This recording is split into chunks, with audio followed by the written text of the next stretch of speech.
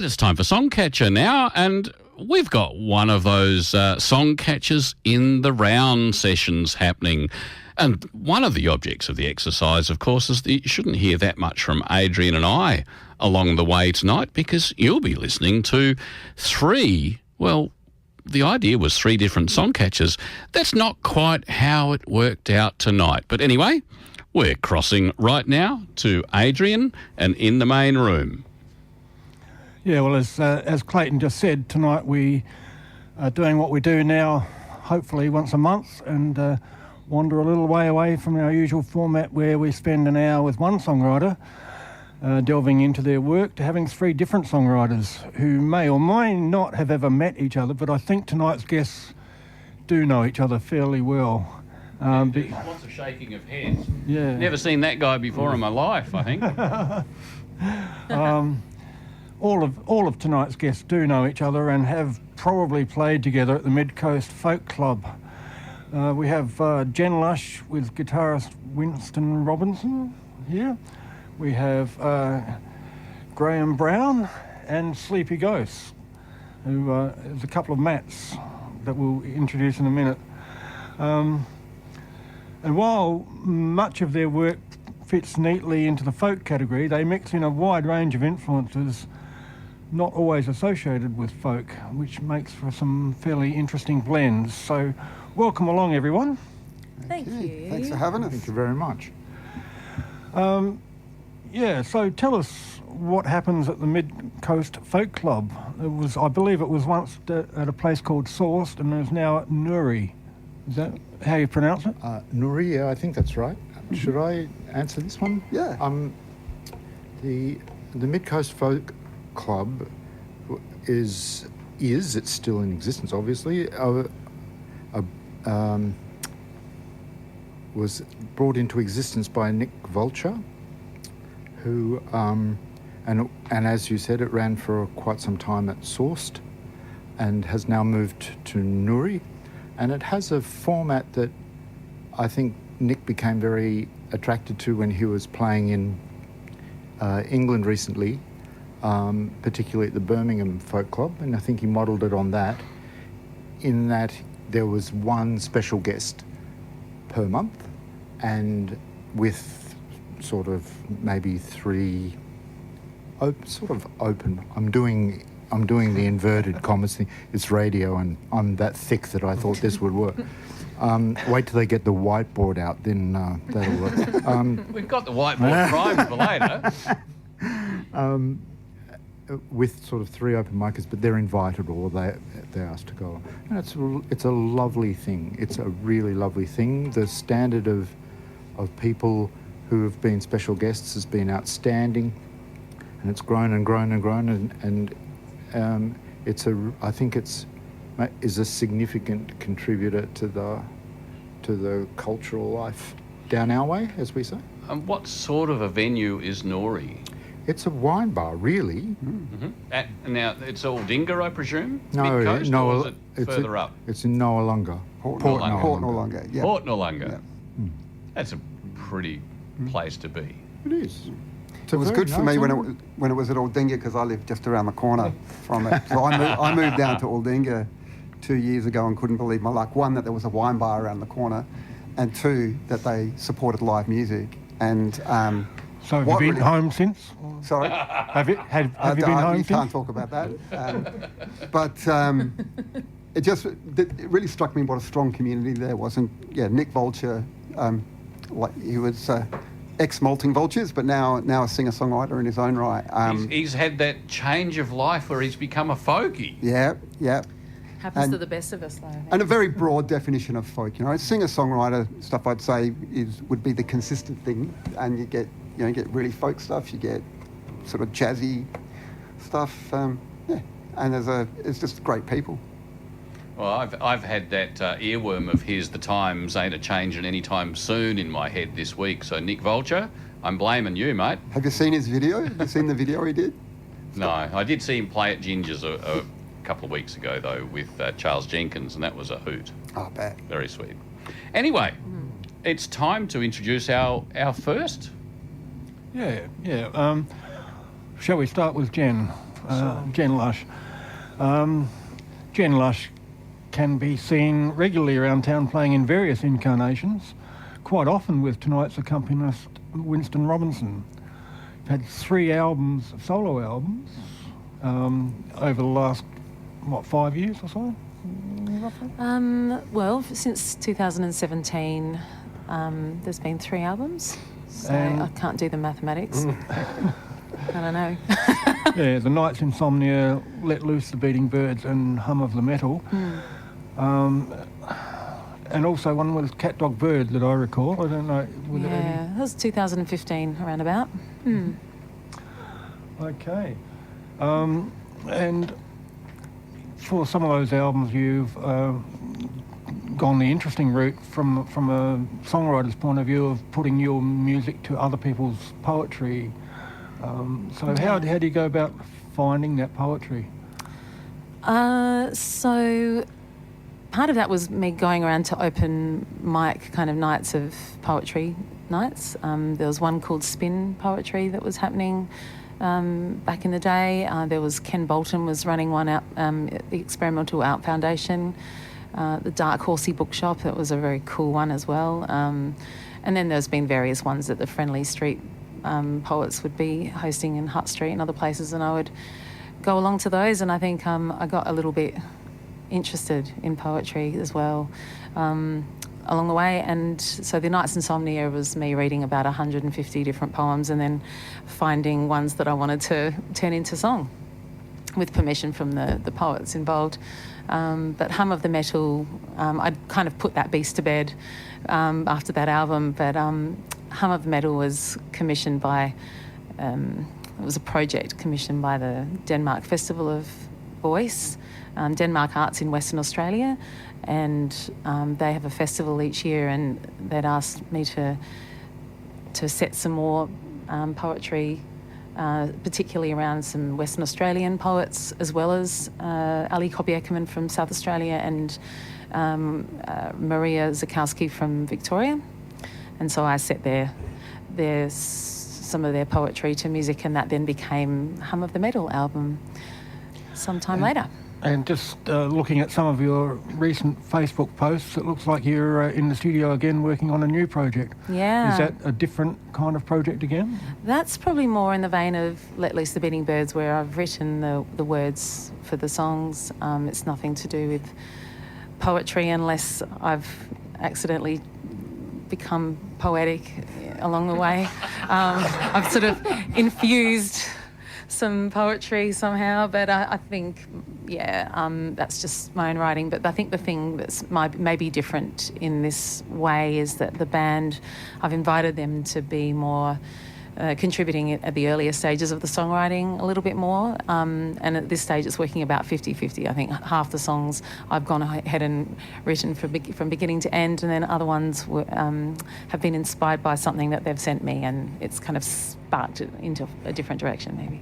Yeah. Can I just interject? Your Facebook post about being in the studio on the weekend, that was poetry. Oh. The way you wrote about that was, it was... Get on Facebook, have a read. Oh, thank you. I was aiming for hard-lined photojournalism, but... You described the process and what it meant to you. It was great. Thanks, Matt. She didn't just say, we've been in the studio. It was Yeah. I thought he was going to offer you a job with News Corp there for a minute, Wow. Jen, but Okay, no, I don't have any connections to no, News you're going to Corp. be writing for a poetry journal and not earning anything, I'm sorry. Oh. Well, yeah, there's... look, I'd say that there's probably a negligible difference between earning a wage as a poet as you are as a musician, so I don't think it's a terrifying sidestep. One or the other. Yeah. But probably it shows a little bit of familiarity with the band and a bit more of a comfort level with the band that you've got together, which, some pretty awesome musicians. Yeah, they are awesome, and they're really beautiful people. And I've had the good fortune of having them with me for the last 2 albums. This will be the 3rd. Stepping into recording with them again and songwriting, and I count myself super lucky to be in their presence as I am when I get to play with Winston and really anyone I get to collaborate with, because I think surround yourself by people who are better than you, and you're generally going to do all right, I think. So it is time for some music, but are you going to surprise Winston with one he hasn't heard before, or are you going to go easy on him? Total curveball. This is one that we've just been recording in the album, actually. So it's a new one, really. It's called Blackwing. Is that sounding okay there, sound people? Yeah.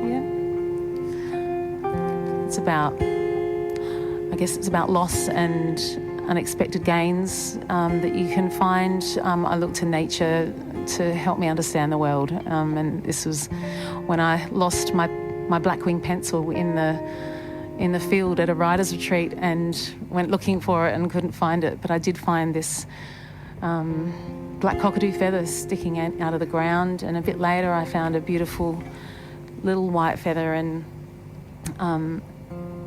even though I was writing this song in the end on a very boring pad of paper with the kilometrico pen, it something about loss and grief had really kind of hit me about it, and this silver lining of hope as well. So it's called Blackwing.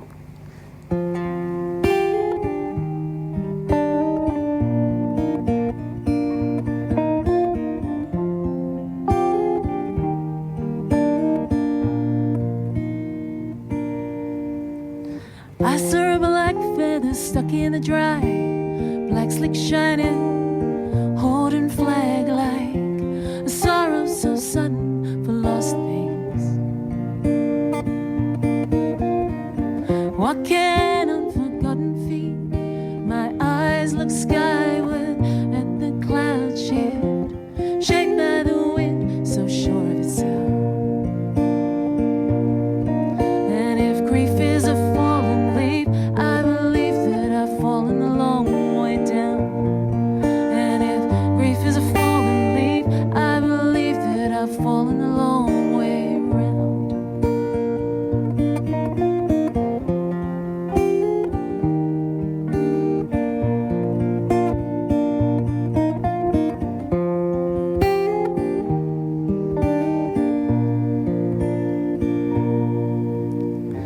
That lone feather torpedoed to ground, shrugged off, shed, prized away, earthbound, impaling the summer dry.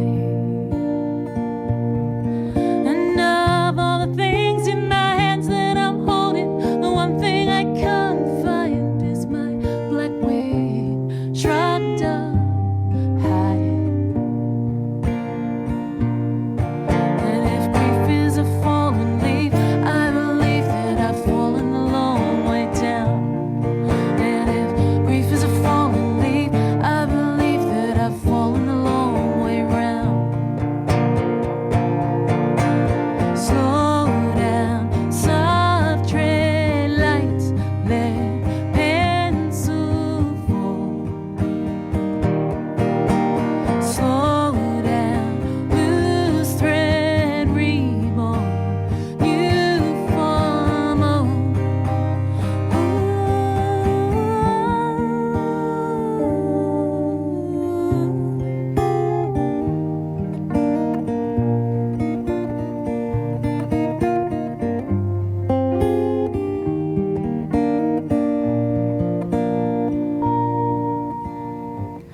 in the leaves of 1,000 steps, I retrace my path in the shapes of things. I'm looking earthward for a black winged flight.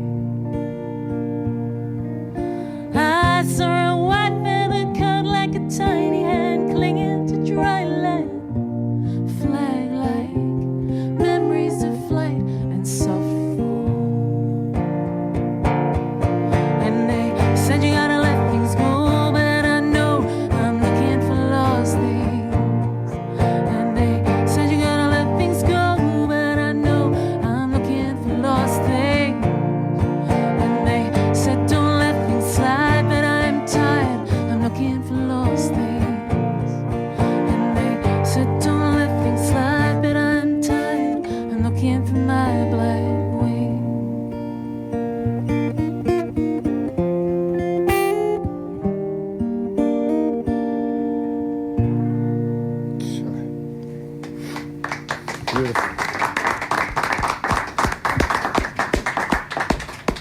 If grief is a fallen leaf, how did you come up with that one? That's a beauty. You know what? I'm really glad you asked that because it's actually totally stolen from from a folk song that I used to sing with my dad. And How sweet is that? yeah, it's called Raglan Road. People might know that if they're into Irish traditional music, but it's and they said, "Let grief be a falling leaf at the dawning of the day." And it's one of the most beautiful ends. It's stuck with me, and yeah. And it fits with the story that you told about going into the field and finding leaves, of course. Leaves and feathers And feathers. And, yeah, yeah.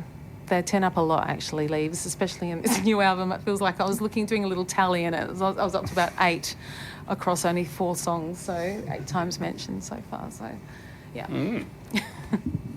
So the album's called Autumn Leaves or something? Well, it should be. Yeah. I'm over here just sort of biting my tongue and restraining myself from all the things I'd really like to say about Jen Lush's songwriting,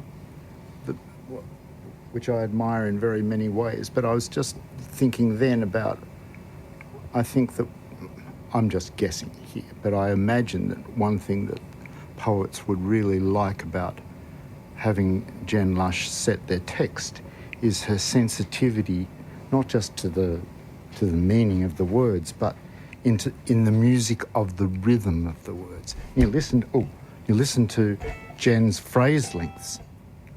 They always trip over what you'd expect to be the natural barriers of these things. They're so sinuous and so pushing against the standard fences around the paddock. And I expect that this would work really very well for any piece of poetry that doesn't have a strict metrical plan. Her ability to capture that kind of free-flowing tripping, not in tripping. I'm doing the inverted commas here, but tripping over your feet. Anyway, that's enough out of me. That's Thanks, my Graham. allotment That's- for the evening. It's very Oh, generous. no, we're calling on you shortly. One thing I'd say about Graham, though, is he's a great audience member. So if you play in front of him, go to Facebook, and he writes what he hears, and he really gets it. He goes deep into what he hears, what he sees, and is very encouraging. We sort of think of him as the godfather of the mid-coast. And don't we love section. somebody who listens? Yeah, pays attention. It's nice. All right. Our next bunch of songwriters is Sleepy Ghost. Sleepy Ghost consists of 2 Matts, Matt Jolly and Matt Dempsey, who have written songs together under different guises over a very long period of time. Known for strong harmonies, melodic tunes, and experimentation, I find, with the art of songwriting. They try lots of different things. Sometimes I've seen them not work, sometimes I've seen them work splendidly. So Thanks. possibly they played previously and possibly still occasionally, you'll have to correct me on this, but played as the band Sleepless. Sleepers, yeah. You still do that occasionally? Or? Very, very occasionally. Very occasionally. Okay. Too much logistics. That's where I first met you, I think, when you were playing with Sleepless. Even now, performing around town as Sleepy Ghost, which is mainly the 2 of you, but it could be just the 1 of you, or could be anyone who's available on the night. Most of the rest are sleepless. Yeah, So most of the come and go. So it's pretty flexible kind of arrangement there. Yeah. How does that influence the songwriting and stuff? You just write the songs and then whoever's there will play them. That's it. I like playing with other people, so however many people are in the room, we'll find something for someone to do. And yeah, my brother plays bass. He sort of complements what we do really, really well. So it's always good to get together with him because he's got a good ear. He knows. I mean, he's been playing with us for a long time, so he's able to jump in. I think the core has always been there. Mostly it's Matthew and I writing songs together, myself doing vocals and lyrics and Matthew doing music, but we just vary how we present that The core is always fairly consistent, I suppose, about how songs begin for us, but we mix and match a bit about how... There's not a lot of difference between a Sleepy Ghost song. No. Well, there's No, no difference no. between No. a Sleepless song and a Sleepy Ghost song. But Matt Dempsey, you come at the songwriting also from an interesting point of view of being a drummer as well. So you've got the rhythm of the song in your mind when you're writing it too, do you? Or Usually the drumming just comes after. Comes after the It's song's keeping written. time with whatever everyone else is doing, It's and it's usually the not that question we ask, isn't it? sophisticated. What comes first, the yeah. drumming or the lyrics? Yeah, you know, they're quite our process. Most of the time, we work quite independently of each other. So I write a lot of lyrics, which I don't necessarily have a melody in mind for. Matthew writes pieces of music. We tend to send them back and forth, and oftentimes Matthew might send some music, and I'll have a handful of things that I've worked on. Something just sort of piques my interest, I suppose. That to say, well, I think this bit of words might go with that bit of music, etc. I mean, it's not always that formula. No, there are there's variations, different, but because Matt's the poet in the band. Like he actually writes things that don't have music for them, and so I sort of understand where Jen's coming from with the idea of getting a piece of poetry and thinking what can we do musically with that. But other times it's like Matt said, he fits, and that's still existing stuff. You have bits and pieces sort of floating around in your notebook, and I'll throw some music at him, and he'll fit in. And other times, some of the songs, and one of the songs we'll play tonight is something that Matthew's done all by himself as well. So, at different periods of time over the years, Matthew's got up and played by himself, or we've gone through periods where Matthew's done, more songwriting, I guess, by himself than we have as a group. But that's most of the time. Right from the beginning, though, Yeah. it was sort of like the Grant McLennan, Robert Forster kind of thing. We both wanted to sing and present what we were doing. We just had different ways of doing it. Yeah. And over the years, there's been a few EPs. Any full-length albums? Not at the moment. we haven't. We think we might put the Sleepless EPs onto vinyl and just have a best of and release that at some point, just for our own fun. And everything else we're releasing on Bandcamp, so sleepyg.bandcamp.com, and you can hear what we're doing as we go. They're pretty sort of lo-fi recordings, vocals, You've had some songs on the Scala albums and stuff like that. We do. Yeah. Indeed. Yeah, we had a bit of a run with Scala for a couple of years where we won some competitions 2 years in a row, I think. Not one, I don't think there was one winner, but we got on the record. Very good. I know I was just sorting out what we're going to do when we finish. We aim at about 10:30, but after that we'll play some songs from you guys. I've got some Jen Lush songs lined up, and I was looking for some Sleepy Ghost songs in the library. Couldn't find any. No, just Bandcamp. Bandcamp. Yeah, I have to Or go back to hunting, won't we? There'd be Sleepless things in there. There was Sleepless things in there. I just had to remember, wait a minute, what came first? I got there eventually. Yeah. Okay, so can we ask you guys to lead off with the next song? Yeah, we're going to play a song called Losing My Head. And before I play it, I just want to... That chord there, Peter McIver, who played in Sleepless, played that chord one night, and I said, I really like it. Can I have it? And he said, yep. And so I wrote this song around that chord. I'm going to start again.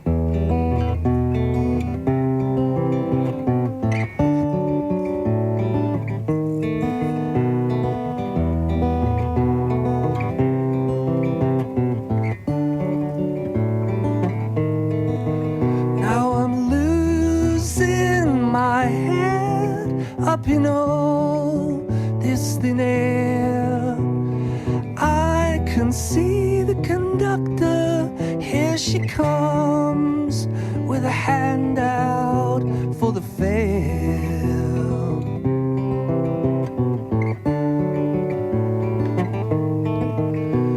Believe me, don't believe in things you can't feel. Believe me, don't believe in things you can't break.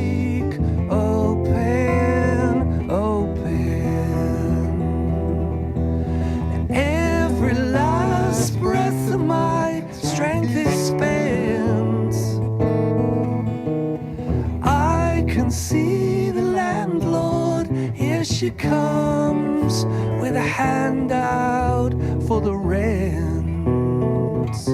My final installments. Believe me, don't believe everything you say. Believe me, don't believe in things you can't break. Open, open. Is anyone you hold dear can hold you to ransom? Anyone you hold dear can hold you down. Anyone you hold dear can hold you responsible. Anyone you hold dear, anyone you hold dear, anyone you hold dear can let you go.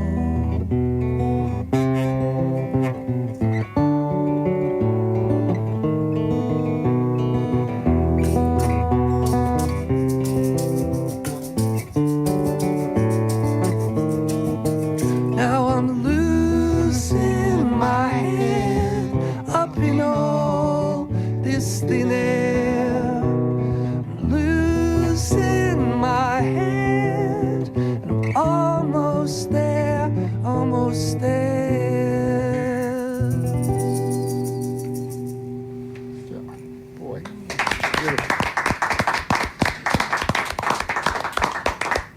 Thank you. Thank you. That was Sleepy Ghost live in the studios of Radio Adelaide. You're listening to Songcatcher, where we're doing Songcatchers in the round.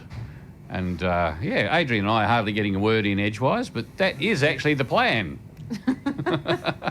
I like the way you looked at me when you said that. I was looking at everybody around. I think you've got a group of talkers actually. So yeah, good luck. We're today. safe. We're safe. What's the collective noun for a group of talkers? Do you think? A chatter. A conversation. Like it. Yeah, conversation. Yeah. Okay, we turn to Graham. We've had Sleepy Ghost and we've had Jen on the program before, but somehow we haven't had Graham on the show before. Don't know how that happened. So we make you extra welcome tonight, Graham. Thank you so much. Hopefully not your last appearance on Songcatcher. Very kind, thank you. I see from the gigs that you've got coming up that you're quite a prolific performer around town. It's become that way, and I think recently it's just something that I put a lot of energy into, just to kind of give myself a point for working on things, a reason to keep things going.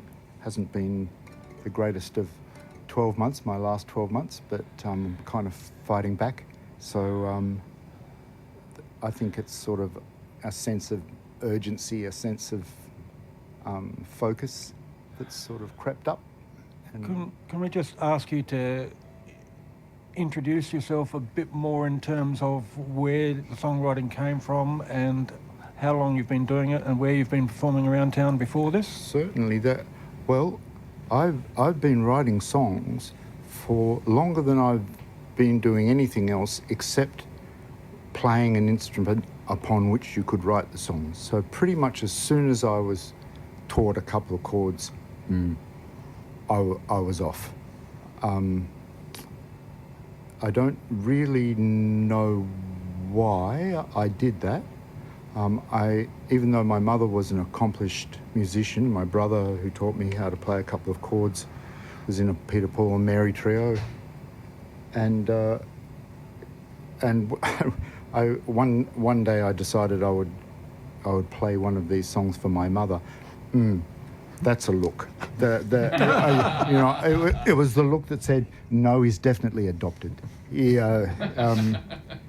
Really, I think she thought I was an alien. It was something that I don't think she thought people did. I'm not sure she thought it was all that decorous or something anyway. But so I wrote a lot of songs, and I thought I was going to be a songwriter. I even thought that there was such a thing as a songwriter, and so I did write a lot of songs, and then but I didn't perform all that much.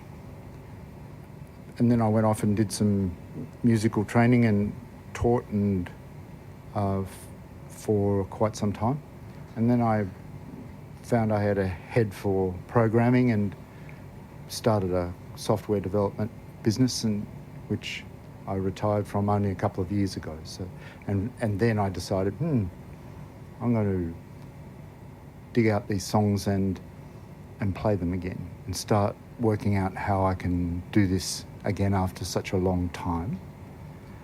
It was not easy, and not helped by the fact that I couldn't remember any of them.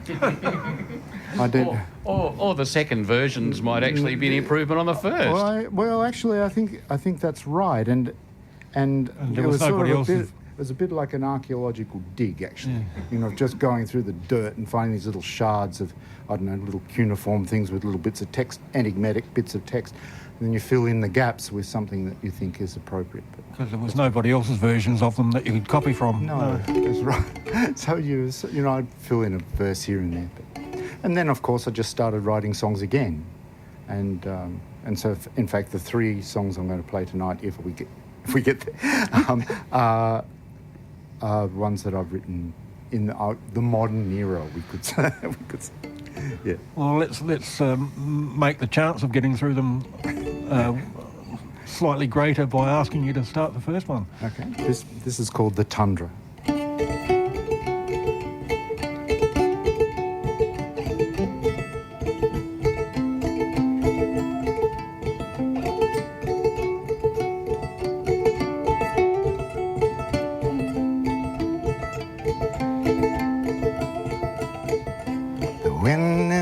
Tundra is calling my name. I'd really like to stay here, but I head north just the same. Gather up my snowshoes, hunt for a missing glove. Way out on the tundra is no place to look for love. I'd really like to stay here, but I head north just the same. The thoughts I form will keep me warm by the embers of this old flame.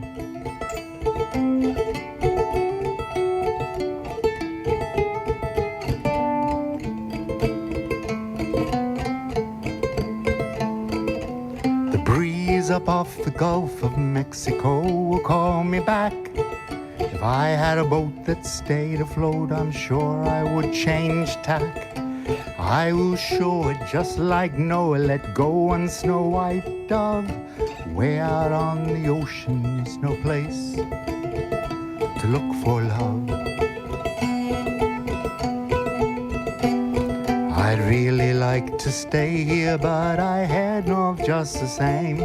The thoughts I form will keep me warm by the embers of this old flame.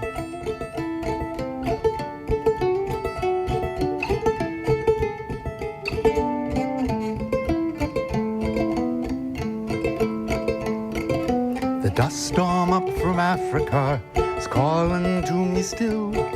Run my hand through the sand that gathered on the windowsill. I don't know where she went, in what direction or how far. She might be driving through Chianti in an open-top car.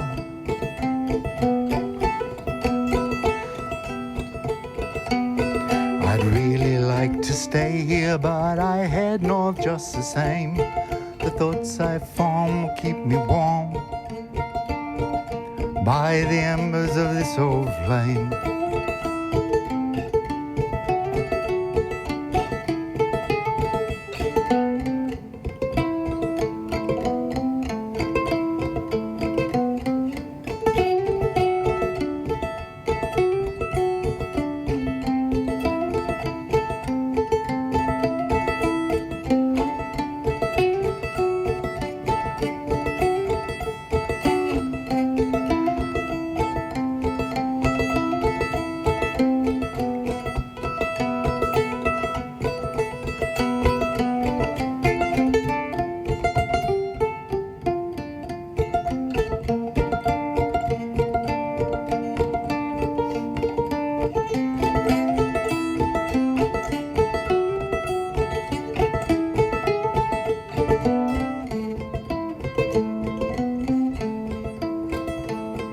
The Sirocco and the Mistral chill your soul and drive you mad.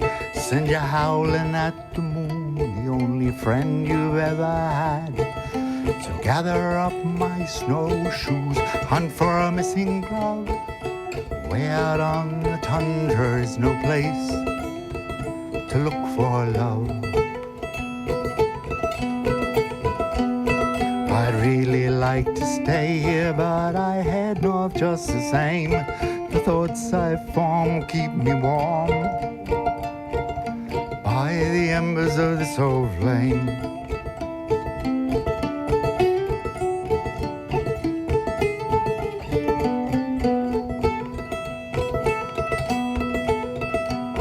I'd really like to stay here, but I head north just the same. The thoughts I form will keep me warm by the embers of this old flame.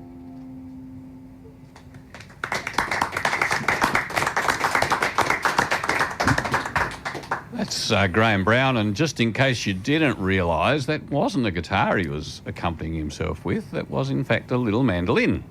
This is it. So it did sound a little bit different to guitars, as they do. They do, yes. Beautiful, a lovely instrument. I love playing the mandolin. Beautiful thing.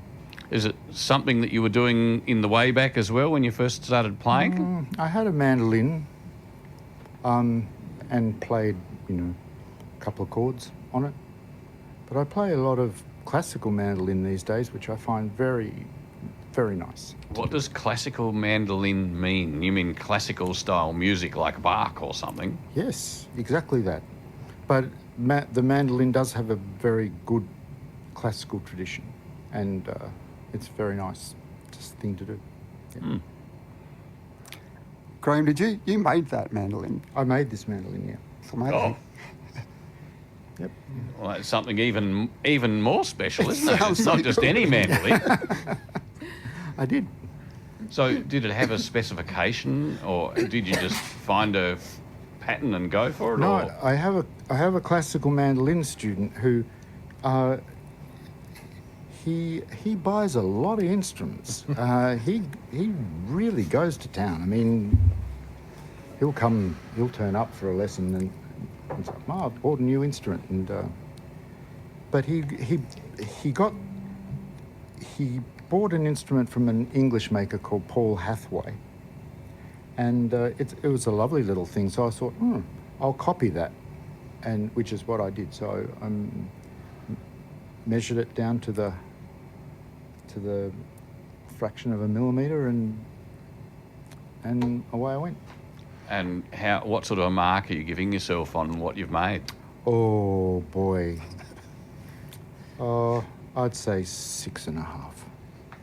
First time making a mandolin? Yeah. 6.5 is probably pretty bloody good. I'd say 6.5 out of 7, I would say. It sounds beautiful. Thank you. That's very kind. Yeah. Amazing instrument. Yeah. Amazing player. So, as well as the songwriting, you also do some teaching of Yep. music and making of instruments. Yes, that's something that just happened really, and it happened because a student of mine came along and said, "I'm building a guitar," and I said, "Oh well, that's wonderful."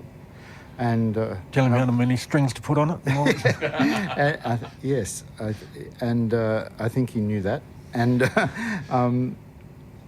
I've always been interested in makers, and I know a couple of very good makers. And so when he brought his instrument along and said, "Well, here it is," and it was very nice, and I said, "Well, that's fantastic." And he went off to learn from a lutherie teacher, and so I said, "Oh, I'm going to have a crack at that," and I did. So, and I've got a couple of other instruments on the go at the moment, which is very nice too. So can we expect the Graham Brown School of Men's Shed Lutherie happening sometime soon? No, you can't.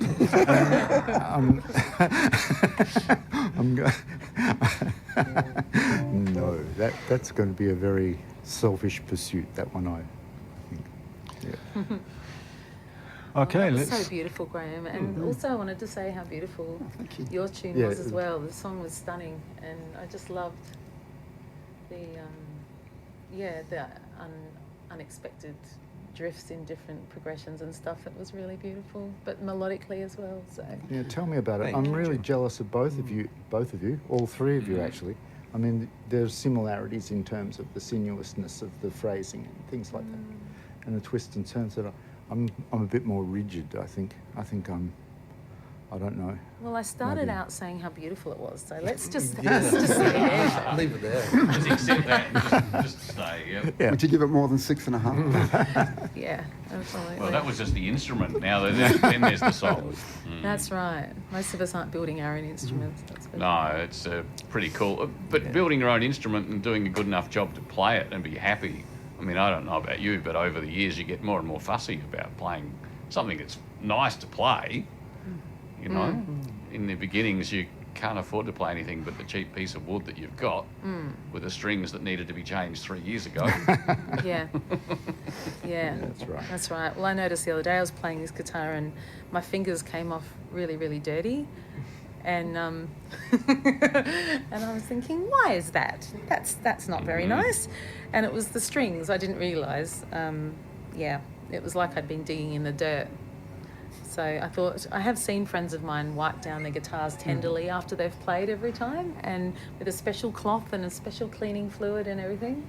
Maybe there's a reason for that, eh? I think so. It always makes your hand look like you've just checked the oil, doesn't it? Yeah, absolutely. Yeah. So, so far so good tonight, but I haven't changed my ways yet. But I'm inspired to be slightly better at that. So a New Year's resolution's ready to be made. Yeah. Why not start in the middle of the year though? Mid-year resolution. Well, we were talking about mid-coast earlier, so mid-year, it makes Yeah. sense, doesn't it? Yeah. A lot less time to be disappointed. Well, we have Christmas in July, perhaps. August, the 1st of Exactly. August is New Year. New financial year. Oh, yeah. We've been there. New pair of strings, maybe. Yeah. Packet of strings. Yeah. Can we Yeah. throw to you, Jen, and ask Sure. you to lead us off on another song? Sure. Okay. So I'm going to go back in time, I think, a little bit to the Let Loose the Beating Birds, which was put out in 2021. And I wasn't sure what to play tonight, but Winston suggested this one, didn't you? So it's called Cinder and Stone. And it's written about the bushfires that were going on at the time over in Kangaroo Island, and in fact lots of different places at the same time. In the there's some going on in the southeast, but the Eyre Peninsula, and there was a whole lot going on. And I just remember looking out and seeing the smoke drifting across from KI, and very worrying time for all of us. And the stories that were coming out of that place, and all of the wildlife and the devastation across such a large scale, it's unprecedented, I think. And what can you really do when you're not able to go over and help physically and support? But I guess I sort of thought, well, I know what could be valuable. Let's write a song about it. That'll fix it. Hey, that'll fix things. That's it. That'll stop that jolly fire. Yeah, let's put on a show in the barn. Yeah, totally. So, I haven't been involved in a bushfire, but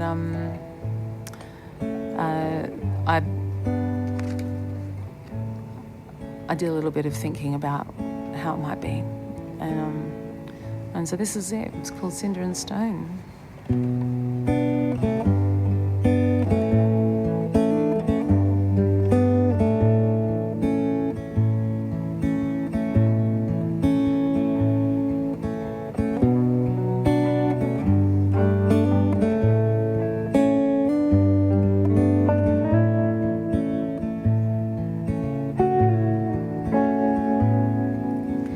I'm going home as the fire wind blows again, taking what's left of this blackened and molten above us birds, 7 words with their silence. Cinder and falls again, leaving its dark tail, remembering all that we left behind. Wasn't time to save all the small things. As the birds flicker and twist, so does my heart, so does my heart. As the fire flickers and twists, so does my heart, so does my heart.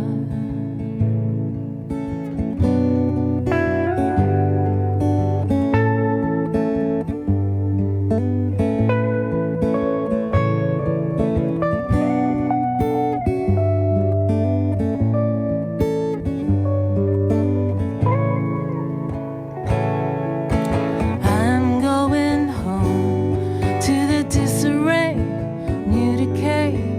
Follow my way back to know that I'm real. Not a closing door, fold away all that I've worked for. As the birds flicker and twist, so does my heart. As the fire flickers and twists, so does my heart. As the wind flickers and twists, so does my heart, so does my heart.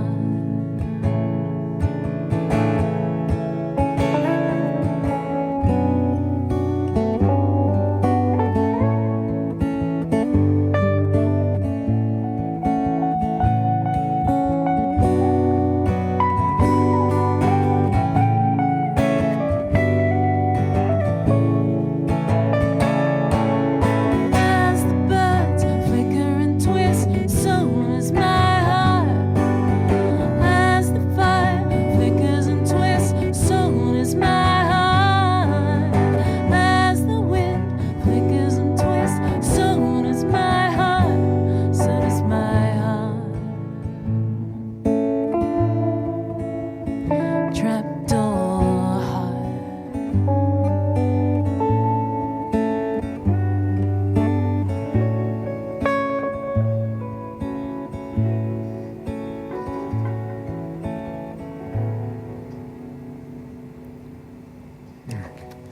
Beautiful.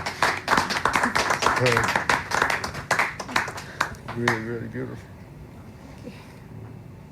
Gorgeous.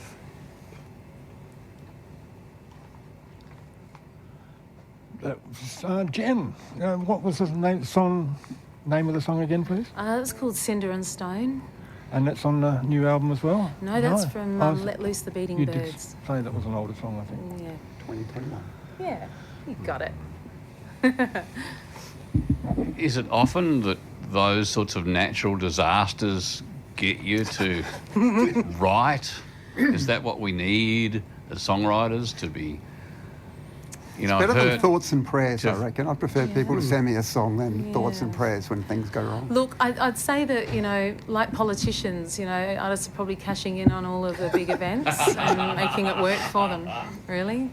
I guess the thing is the politicians can do very well and get re-elected and make a lot of money in their positions and get a lot of leverage for, you know, their power and their positions. But I guess as songwriters, we don't get a lot of much else really from it. But I guess the point of being a songwriter or any artist actually, I think, is to be responding to what's happening around you. I think you have a responsibility to not only delve within yourself and write whatever's going on in your internal landscape, which is important and, you know, often the source of many stories, but for me, I feel like one of the things that we need to do is to reflect the world that is at the moment, in whatever shape it is. And sometimes that's noticing the beautiful woodland or the way a flower is coming up out of the ground and celebrating these beautiful things that we see around us. Other times it's responding to something that's affecting us all deeply and finding a way to make sense of it, or finding a way to make it resonate, or even, you know, in terms of, you know, being a voice for things, being a witness to them, and then being a voice for, you know, ultimately, hopefully, even change and justice and, you know, all of those good things that art can do. Well, I think you've just answered my next question from your point of view, but I was going to throw it open to everybody because we talk to songwriters every week, and most of them would say that they consider themselves to be storytellers. And so when you are telling a story, my question would be, as storytellers, what do you enjoy exploring most for songwriting? Would that be sort of long lost but fascinating stories from the past, current events or feelings or predictions about where we might be going in the future? Does anybody else have any comments about that? I do. I like the fiction. I like the complete fabrication of it. I think, and you always get surprised at when you do that. I do recall as a young person realizing that songs that you write didn't actually have to be meaningful person. You could just make it up. That was really liberating, and I really did that. But you can't escape it, and because when you do that, a meaning will emerge anyway. Either you put it there without you knowing it, or it was constructed by people's association with. That's just how fiction works. Lies that tell the truth is a good definition of fiction. Oh, yeah. Nothing more to add on that. I agree. And I'm thinking about the next song we're going to play. That has now, it's got, meaning has emerged from it. It sort of just started out as things to sing over the chords, but then meaning, you sort of make meaning from it as you go. So this song is called Question Never Shared, and the meaning that emerges sort of like it's like nostalgia, like Flame Trees, or a song Shape of a Heart. Who sang Shape of a Heart, Matt? I don't know, Jackson Brown. Yeah, Jackson Brown. And it's the idea. So it starts out, you find a photograph and it reminds you of someone, and then in the song, the singer, the protagonist of the song is trying too hard to convince themselves and possibly other people that it doesn't mean very much, that it's, you know, that it's there wasn't much in it. It's gone. Whereas I think there probably is something in it. Talking about influences in this song, there's two things I want to say about it. One is it's short, and most of our songs are short. I was conscious of that when we're listening to some of Jen's songs and Graham's songs. That's something that where you get really lulled into songs that carry on a little longer and have that space. It's a beautiful thing. We tend to be quite clippy. We get in and we get out. Yeah.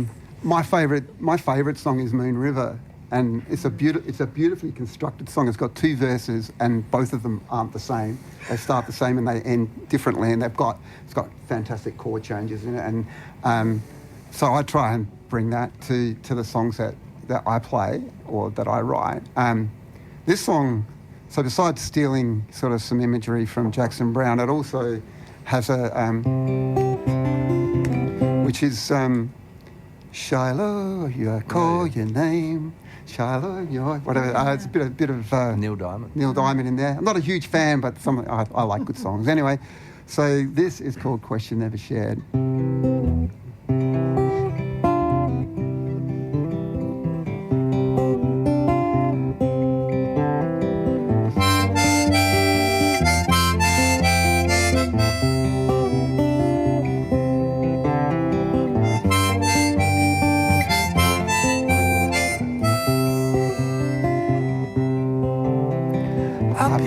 your photograph. Fell from in between the pages. Forgotten like a story, like a book. I can't remember how it went. No word or gesture leading to an end. It simply isn't anything. A question never shared. Something I never said.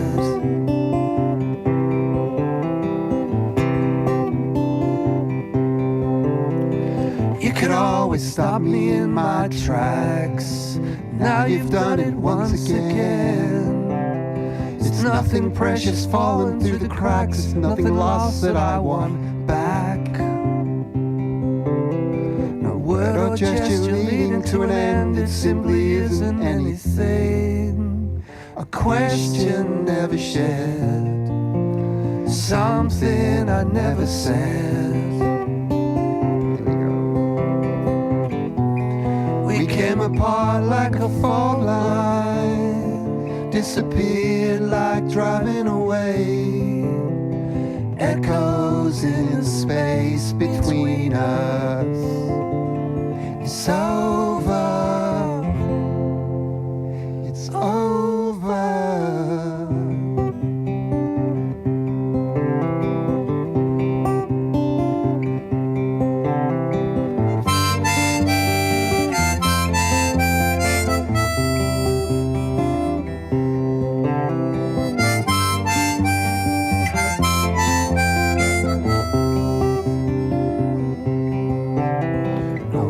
Gesture leading to an end, it simply isn't anything.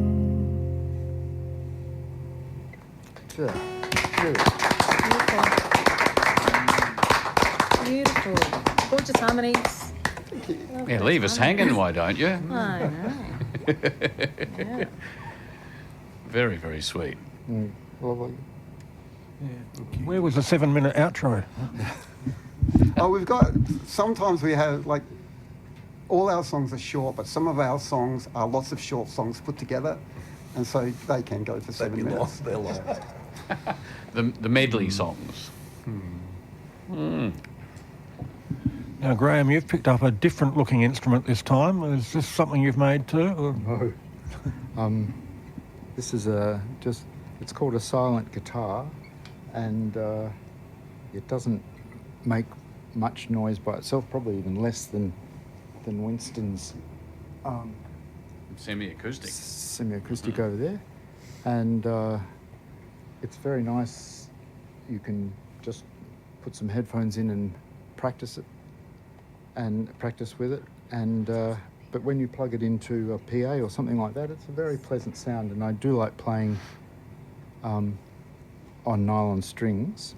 So it's a nylon string silent guitar. Yeah, So you like the nylon? I do. It feels good on you. Is it kind of the wider fretboard as well? Usually classicals seem to be slightly wider fretboard, don't they? Than They are, which I like because I've got large sausages instead of fingers. But that's why you play mandolin, right? I do that because of masochistic tendencies, I think.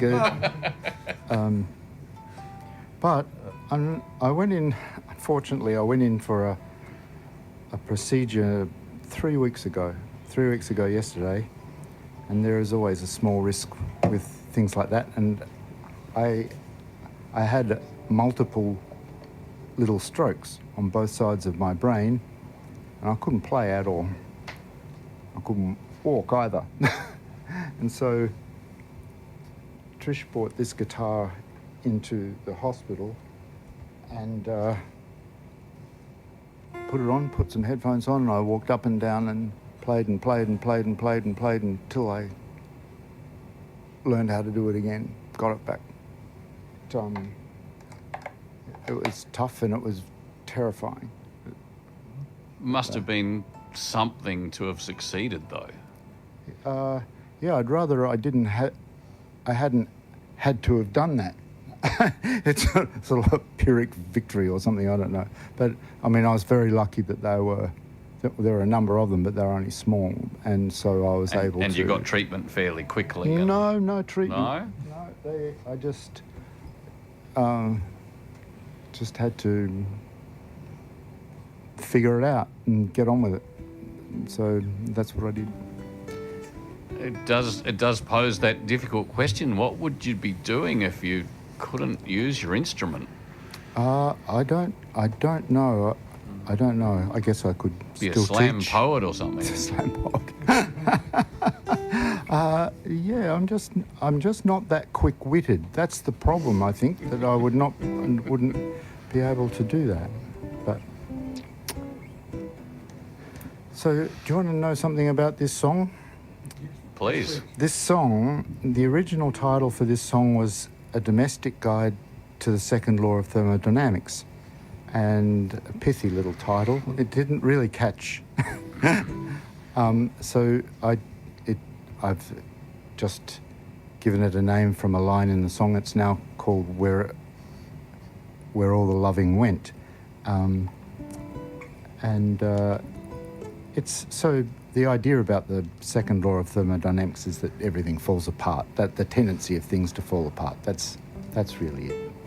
I always think that there's a large untapped potential for imagery from the sciences, and I don't think they get used quite a lot. I thought it would just be sort of some self-reflection to say, you know, it's not just me, it's the whole universe. Exactly, it's definitely not my fault. Just ask Thomas Hardy, he'll tell you that the indifferent universe has got me again. So anyway, this is it, the Where All the Loving Went.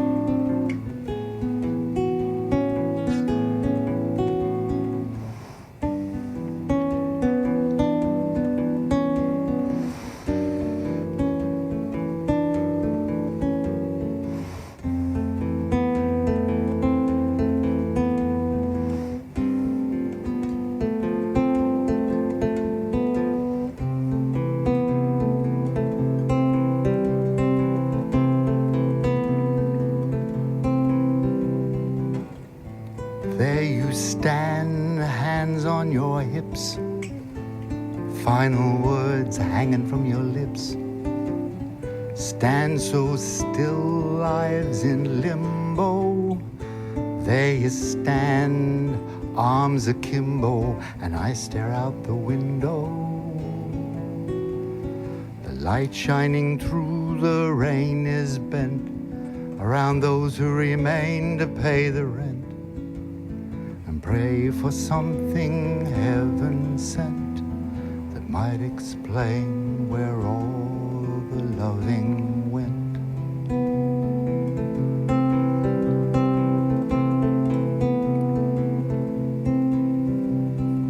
I don't know where you are, I don't know where I am. Did I just hear the front door slam?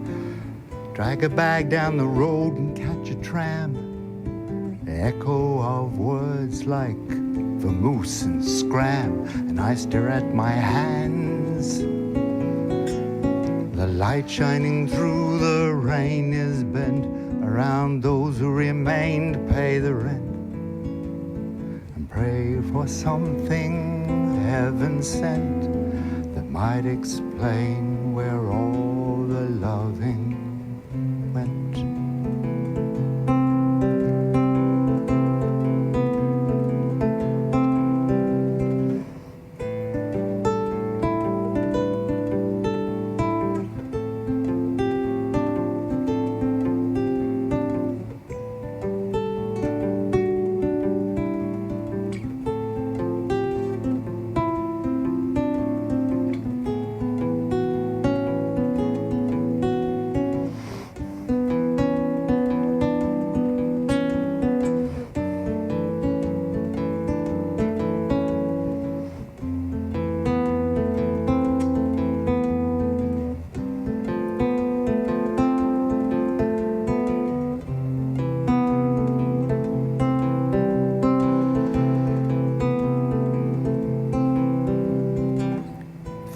back on a time before we chased each other through the door. Books on the shelf, rugs on the floor. There's no room for any more. Never seen you look so sure. The light shining through the rain is bent around those who remain to pay the rent. Pray for something heaven sent that might explain where all the loving went.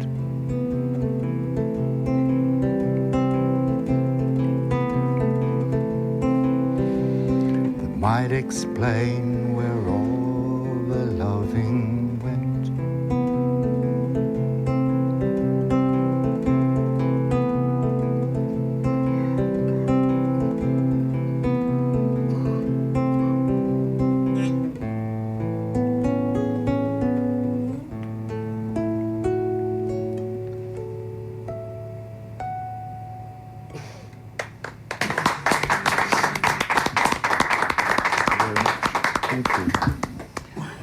Where the Loving Went. And that was Beautiful. Graham Brown live in the studios of Radio Adelaide. You're listening to Songcatcher at Songcatchers in the Round. The main room here is chock-a-block full of musos and instruments and a big mixing desk. It's a sight to behold. You want to have a look at our Facebook site once Adrian posts some photos of the fun that's going on. It's lots of fun here. Well, I hope you're having fun out there too, listening, but we're certainly having fun here. So, Graham, you're pulling out some old songs from way back. You're rewriting sometimes, some of them. Yep. Are you also bubbling with new ideas and new songs? Is that a happening thing for you too? I'd say festering more than bubbling. I think that's about my pace, really, I'd say. I sort of chew on things, and that's not really that's a mixed metaphor we could really do without, isn't it? But, no, it's sort of... It takes a little bit of time. A lot longer than it used to when I was a kid, that's for sure. Maybe I just didn't care. I think you can get a little bit fussier sometimes, to the point where it slows you down. Maybe. Graham, I was wondering about the influences in that song, because it reminds me of Nick Drake. I was wondering if Nick Drake is in there or no. I don't know who that is. You don't know? Oh, good. Oh, well, you've got an education coming. There you go. Yeah, I'll put it on the list. Just the finger picking and the nylon string, but the chords, and how mellow it is. I didn't think of that, but now that you've said it, definitely it sounds like you've listened to it. Right? You haven't. I'm sure you will. Maybe he's haunting him. Nick. Yeah. One thing I do, I rarely say things that I like about what I do, but I do. What I like about that song is that the chords are really quite ambiguous for a while under a pedal point A, so it has that section, and then it slowly falls into C major, which is a little bit far away from where it started. But I like that. I'm happy with that. It's very delicate and pretty too, the playing. It's beautiful. It dances around. I love it. So what are the influences then that you have had for that song, for instance? Like when you think about, is there any artist in particular that you draw on for things? No, I'm a terrible listener of music. I'm really impatient. But we started the show with everybody acknowledging that you go out and listen to everybody. But that's different. I'm going out and sitting there and listening to them do it. But as far as recorded music is concerned, I'll get about a minute and a half, and I'll go, okay, I want to go and play it myself now. and so I'm really kind of ill-disciplined in that respect. And so I don't know, Jen. I don't know what the answer to that is. I think it's one of those things where, it's almost like a found object.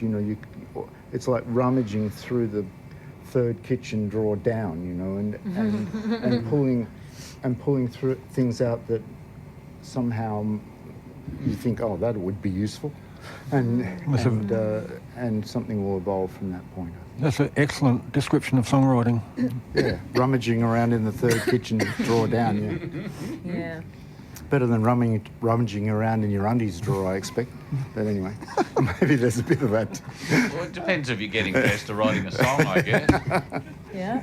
Don't get them confused.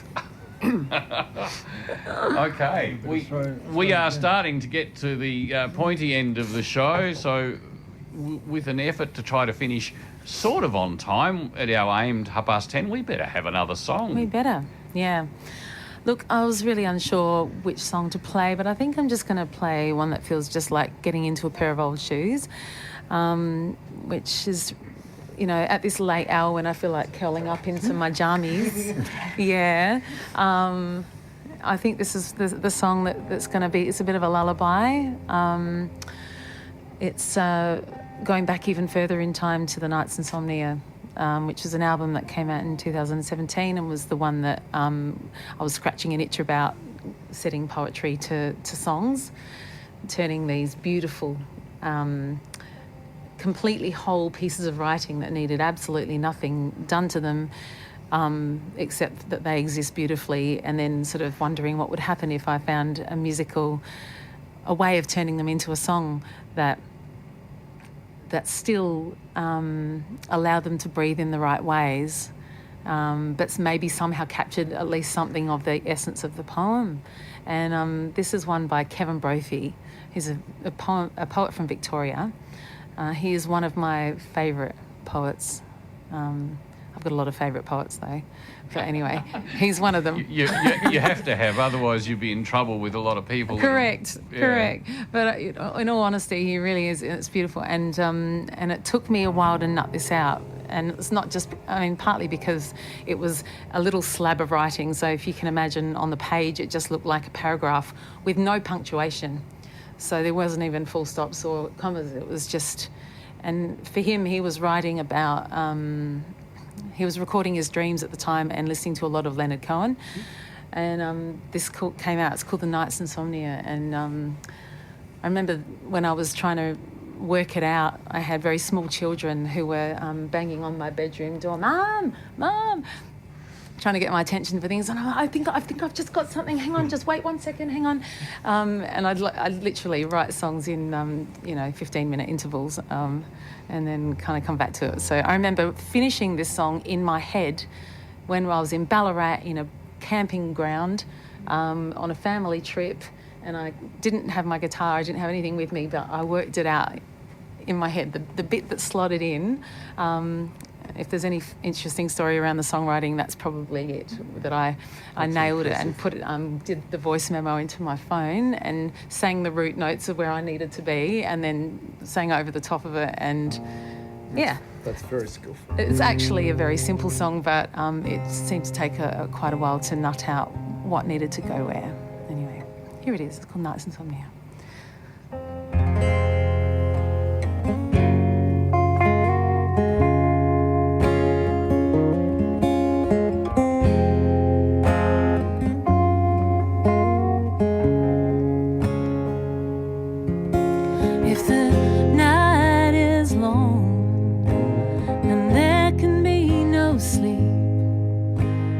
Lullaby is nowhere in your heart.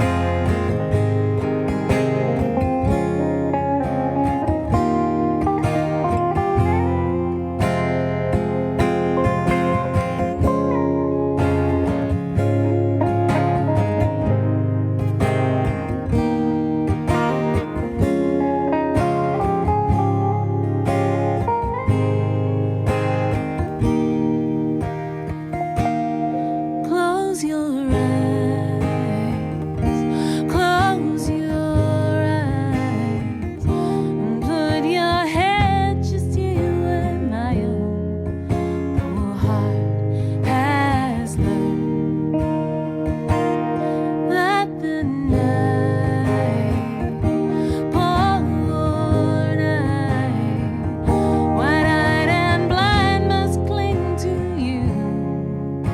It's only companion,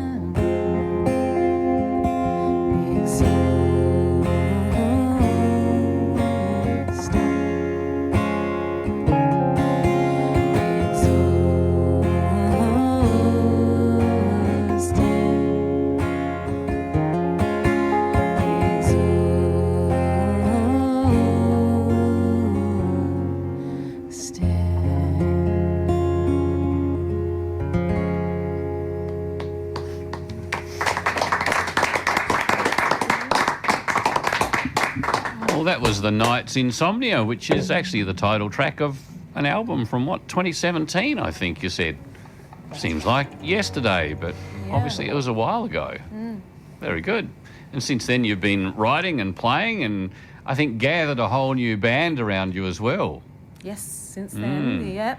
The only person remaining is Mark Seddon on bass. He's still there. He's still there? Yeah. Okay, but you've got some good people around you and him as well, so... Yeah, so very lucky to have James Brown and Sam Cagney and Paul Angus joining as well. So when you get a chance and you see Jen Lush out on the gig guide, which should be checking in regularly. Yeah. There's several gig guides around Adelaide, but go and check them out. Yeah. Well worth the effort. And Winston and I are going to be playing next Saturday at the Murray Delta Duke Joint. So there are times when if I'm playing as a duo and that kind of thing, then Winston might come along because even though he's does his own thing and plays with other people and stuff, if I can sort of when he's free, you can grab him. I do, yeah. Very good. Okay, so Murray Delta Duke Joint. When did you say? Saturday night? Yeah, on the 2nd, down at Goa. Yeah. And you've also got a show coming up at the Wheatie that you wanted to talk about. Yeah, on the 16th of August with Bridget Fay and the Bone Rattlers. It's going to be a bit of a, obviously played lots of melancholy, quiet things, but it'll be quite a rowdy show, that one. All of the bangers will come out, all the big sounds, yeah. So that'll be nice. That'll be at the Wheatie on a Saturday night with the band, yeah. Okay, next up from our Sleepy Ghosts. Or last up, I should say, from our Sleepy Ghosts. What have you got to love and leave us with, guys? Well, our last song, something that Graham said before resonated with me, which was like as soon as I could play a chord, and I was on the piano actually, I started writing songs and then learned to play the guitar and just ran with it. As soon as I knew how to play, I didn't really bother learning other people's songs, but I wrote songs. And so my favourite instrument was a 4-track recorder. I got a 4-track, like a Tascam tape machine. So these days, the kids don't know what they're missing because you can just get on a computer and GarageBand and you can as many layers. But you can do whatever you want. Yeah, we only had 4 tracks, but I loved it because it meant I could write songs and record songs. And I guess the next step for that for me was a loop pedal. So I use a loop pedal to write songs. I don't have a loop pedal tonight, so I'm going to ask everyone else to jump in. We've had a bit of a discussion before. And they're going to be my loop pedal. And the thing about a loop pedal is you put something in and it doesn't change the whole way. So this song has got sort of this... Although I'm going to tune up. Can I just grab a tuner? So it's got a bit going all the way through it. And then I had to work out how to make that bit work with all the other bits so that it didn't sound... Because you've got to have variety, don't you? A song can't... It's got to have a bit of change along the way. He's learning how to use somebody else's snark, and it's proving difficult. Yeah, so the good thing is I've got Matt in the band as well, and he sings like an angel. So it meant that when I got to the chorus, I could actually pitch it above where I can sing, which you will hear. It's pretty handy when you want someone else to sing for you as well, like that, huh? Well, we were talking about the song in the last song that we did, Question Never Shared. Matt said, "Oh, that's one of yours," but actually, when you listen to our songs, what he brings to it means that none of the songs really are his or mine. It's sort of, they become songs because we work together. So we've got this bit.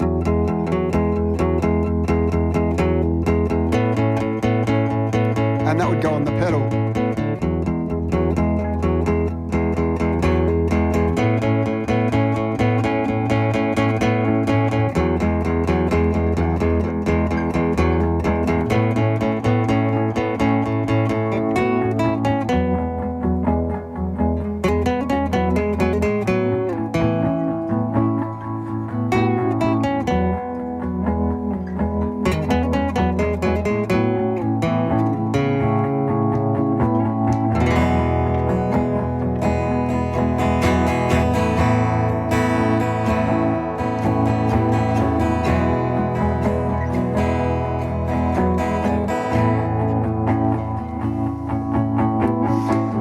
Take you down to the river, let the water take us back to the start.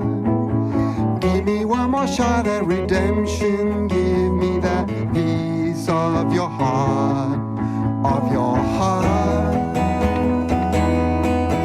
of your heart, of your heart.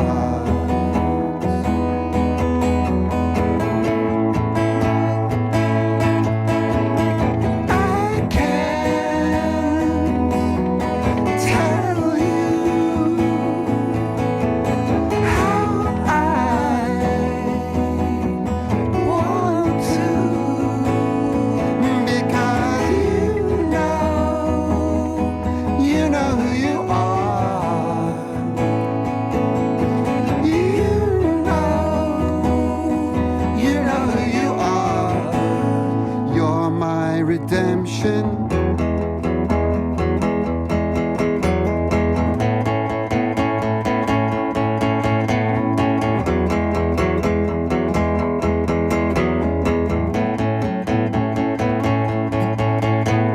The minute when you know that it's over, and the moment when you know it's too far, and the reason that you know you can't make it, it's not what you want. It's who you are, who you are, who you are.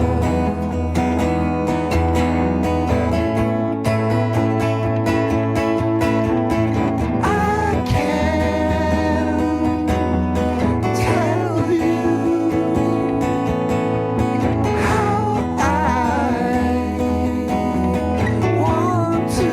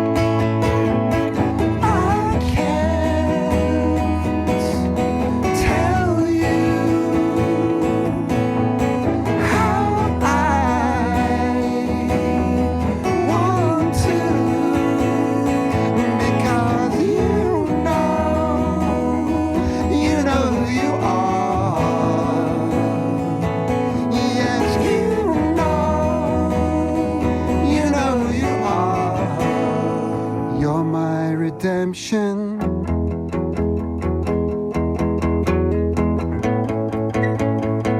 My redemption.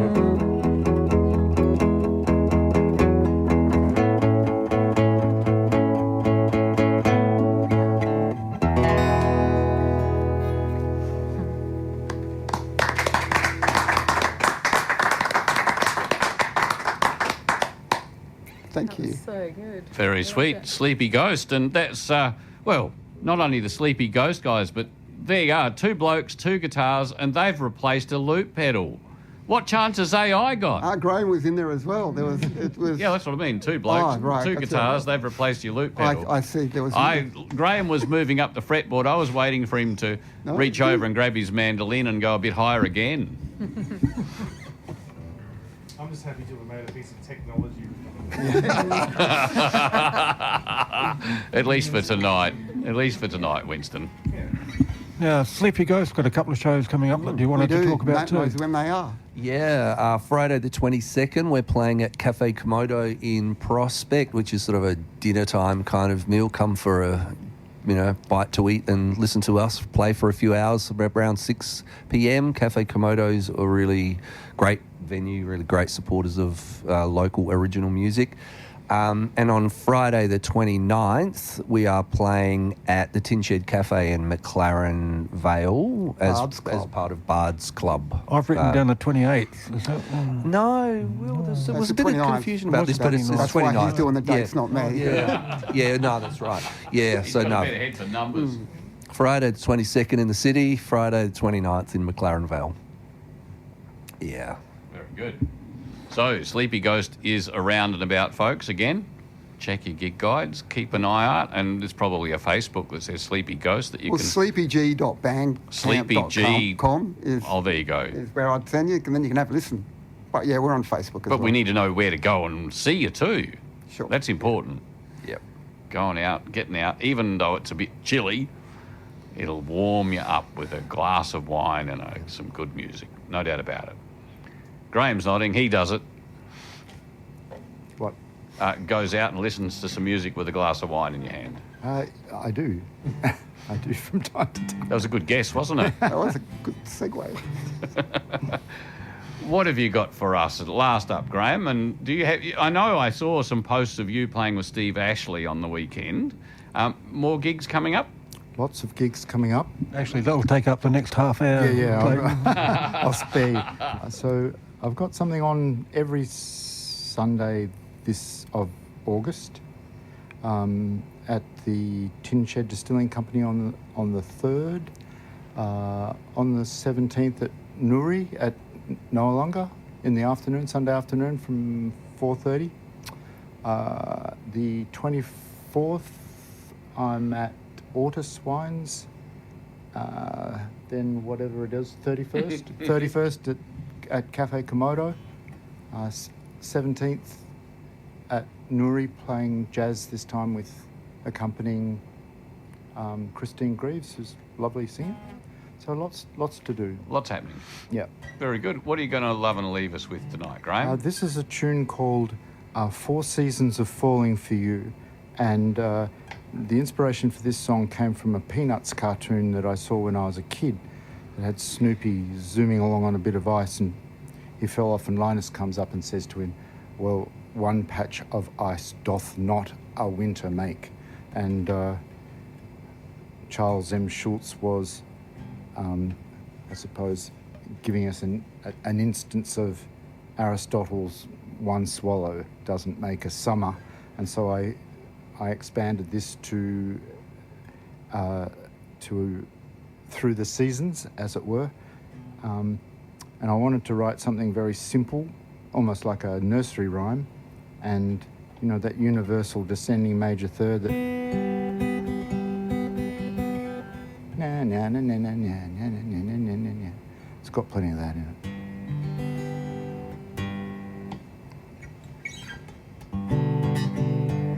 That's a bit loud, isn't it?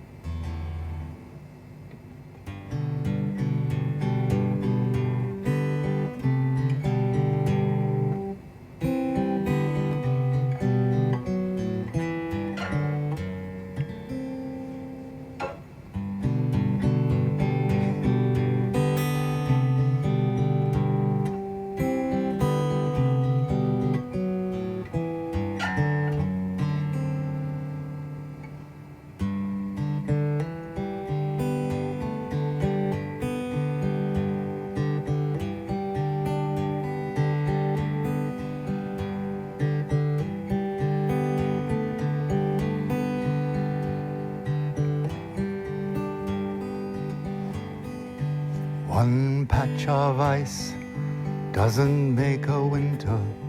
One patch of ice doesn't make a winter.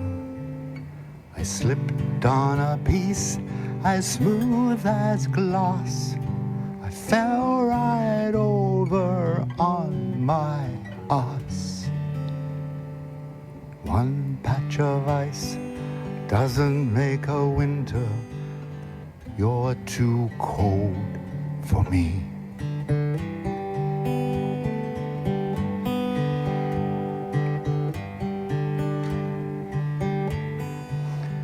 One almond blossom doesn't make a spring. One almond blossom doesn't make a spring. All that beauty comes at a cost, carried off by an early frost. One almond blossom doesn't make a spring, but you're too pretty for me.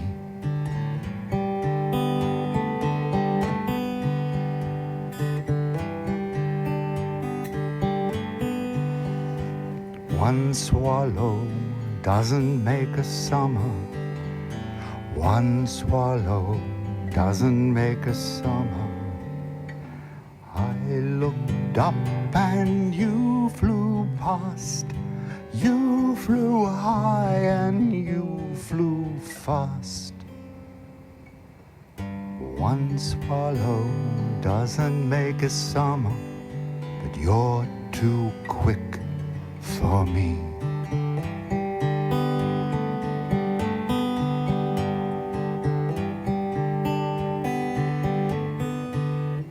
Seasons come and seasons go.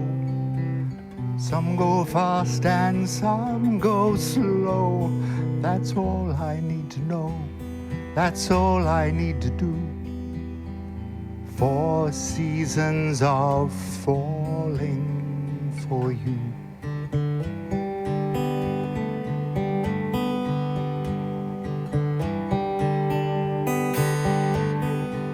One fallen leaf doesn't make an autumn. One fallen leaf doesn't make an autumn. The wind blew hard and blew you down, blew you right over to the other side of town. One fallen leaf doesn't make an autumn, but I think I've fallen for you. I think I've fallen for you.